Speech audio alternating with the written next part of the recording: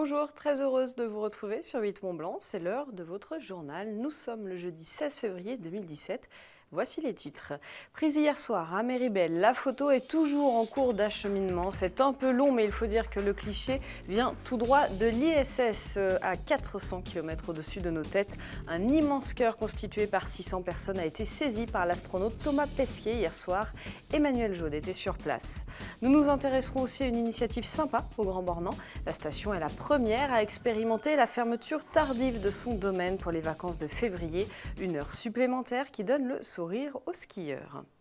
Mais avant, elle se savait attendue au tournant et elle n'a pas déçu. Tessa Worley, championne du monde de géant à Schladming en 2013, vient de remettre le couvert. Elle a remporté ce jeudi l'épreuve reine du ski alpin dans le cadre des championnats du monde qui se déroulent actuellement à Saint-Moritz. La Bornandine devance Michaela Schifrin de 34 centièmes et Sofia Goggia de 74 centièmes. Elle remporte par là même son deuxième titre de championne du monde de géant et son quatrième titre mondial. Une grande soirée se organise dans sa station au Grand Bornand, donc le 31 mars prochain. On écoute Tessa Worley. Les cellules de mon corps qui explosent. Non, franchement, c'est trop bon. C'est trop bon. C'est de la joie, du bonheur, c'est du soulagement aussi un petit peu, parce que voilà, la pression, on la tient jusqu'au bout et maintenant on peut la relâcher et c'est magnifique. Et donc on retrouvera Tessa le 31 mars au Grand Bornand. Et puis une belle image et beaucoup de pubs venus tout droit de l'espace pour Méribel.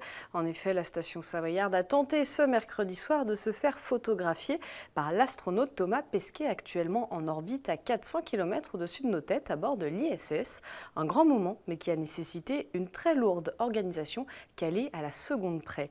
Emmanuel Jaude était sur place pour la prise de vue. Il s'agissait d'une organisation sans précédent. Ce mercredi soir, au sommet des pistes de Méribel, plus de 500 moniteurs de ski et locaux de la station s'étaient regroupés au coucher du soleil pour former un cœur géant, emblème de la station, afin de se faire prendre en photo par l'astronaute français Thomas Pesquet, actuellement en orbite à bord de la Station spatiale internationale. Grosse organisation parce que Thomas Pesquet passe à 18h12 et 50 secondes exactement. Donc là, il y a 600 personnes qui sont mobilisées et il faut absolument que tout le monde soit prêt, que tous les flambeaux soient allumés. Donc, grosse organisation. Oui, c'est magique, c'est absolument magique que Thomas nous fasse ce cadeau exceptionnel de nous prendre en photo. On imagine qu'il a plein d'autres choses à faire. Donc, c'est un magnifique cadeau, c'est une super expérience. Alors, H, c'est donc le regard braqué vers le ciel que tout le monde attend. L'enjeu, apercevoir ce petit point blanc distant de plus de 400 km et depuis lequel le cliché doit être pris. C'est plaisant et puis on est content parce qu'on l'a vu, parce qu'on avait quand même des doutes sur notre capacité à le voir aujourd'hui, puis en définitive ça a plutôt bien marché. Enfin, j'espère que vous avez pu l'attraper dans votre caméra, mais en tout cas c'est un sentiment assez sympathique et puis on espère surtout qu'il a pu faire une photo et qu'on la verra tout à l'heure sur les différents réseaux sociaux dès qu'on aura pu l'obtenir. Voilà. Il s'agit donc là pour la station de Méribel d'un coup de pub de l'espace. Reste encore à attendre cette fameuse photo.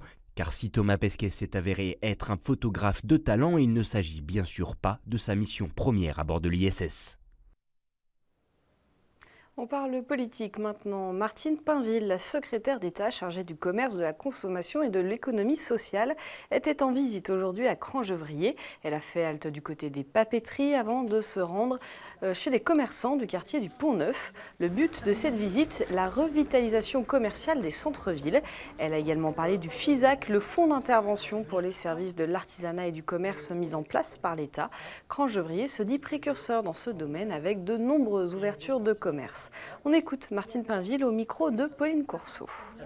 Plus de proximité. Crangevrier va apporter à la commune nouvelle d'Annecy notamment une dynamique en fait par rapport à la revitalisation commerciale.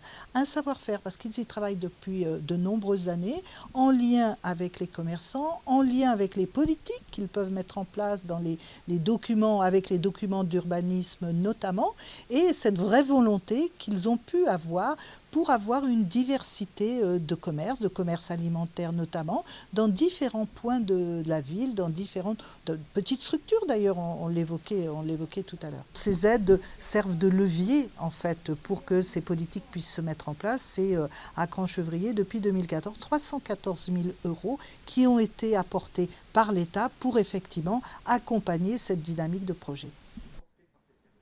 C'est une information de nos confrères du Dauphiné libéré. Il y a un an, vous vous en souvenez peut-être, le canton de Genève entrait en guerre contre la centrale nucléaire du Bugey, située à 70 km de la frontière.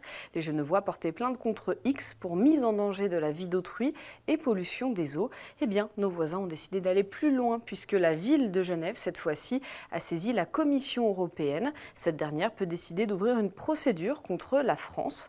L'objectif du canton et de la ville, donc, est de faire fermer cette centrale nucléaire, l'une des plus anciennes de France.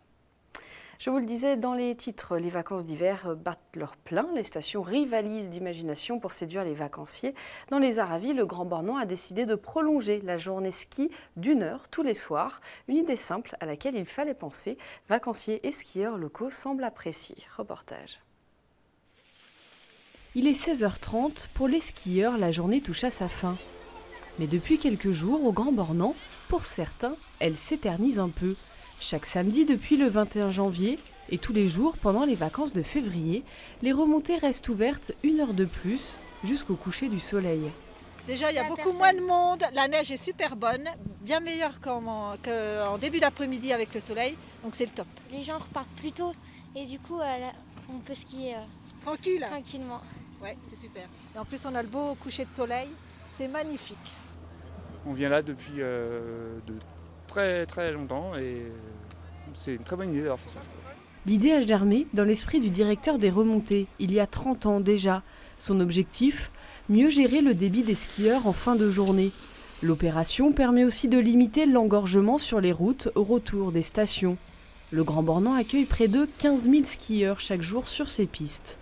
On n'a pas cette notion de rideau qui se ferme. Habituellement, quand la remontée ferme, le silence revient et on a le rideau qui est fermé et les gens sont un peu désemparés. Là, il y a une espèce de poésie dans la fin de journée.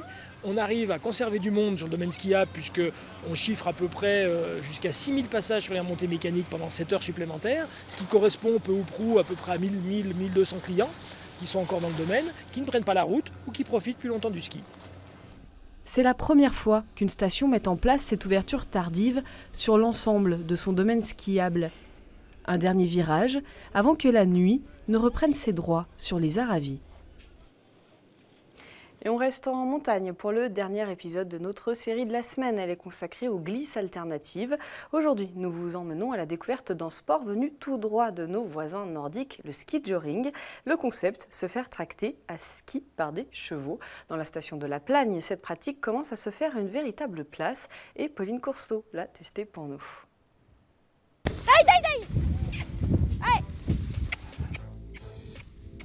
Lancés à pleine vitesse, ces chevaux tractent les skieurs.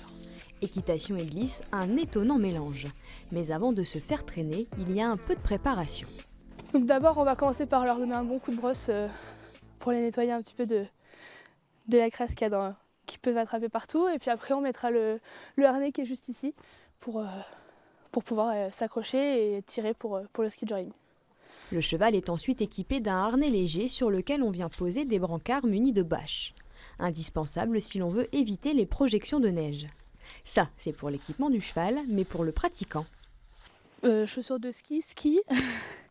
Le casque est fortement conseillé.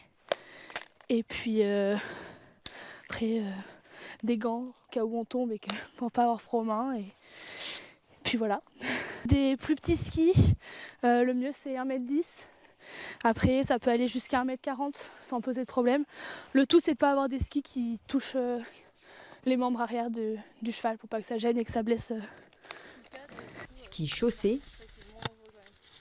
Dernière consigne pour diriger son cheval.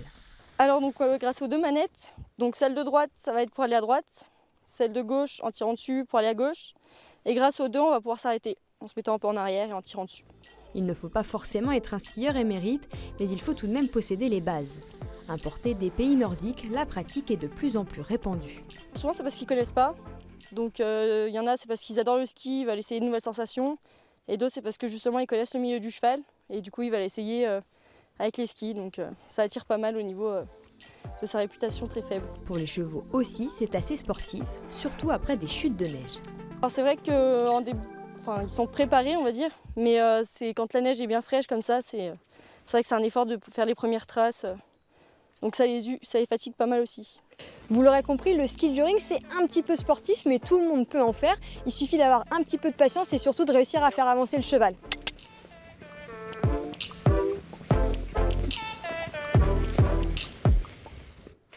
C'est la fin de cette édition. Merci de votre fidélité à l'info sur 8 Mont Blanc. Merci à toute l'équipe. Tout de suite, c'est Solidarité, le magazine des initiatives solidaires. Et juste après, Alexis Olivier Sbriglio vous attend pour Panier de Chef. Passez une très belle soirée.